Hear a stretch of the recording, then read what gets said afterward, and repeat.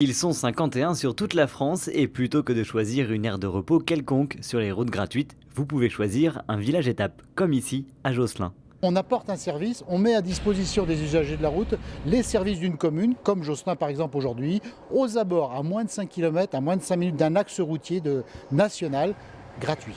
Il s'agit généralement de communes d'environ 5000 habitants qui répondent à des critères et un cahier des charges bien précis, facilitant la vie des automobilistes. C'est la grande difficulté, c'est d'avoir les services hôtellerie, restauration, boulangerie et en même temps du charme, mais pas spécialement un attrait spécifique. On ne demande pas spécifiquement ça, on demande des services d'abord.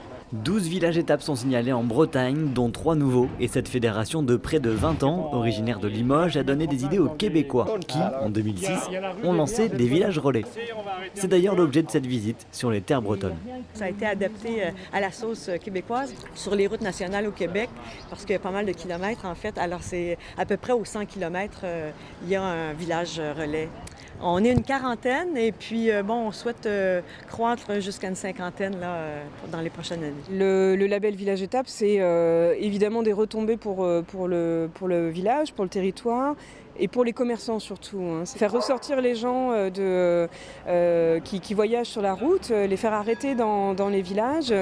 Village Étape est un label d'État qui ne vient pas en concurrence des aires de repos sur autoroutes payantes notamment. Il en est de même pour le réseau québécois. Dans les deux pays, les villages partenaires augmentent petit à petit et nous rappellent qu'en voiture, il faut faire des pauses, alors autant qu'elles aient lieu dans de jolis villages.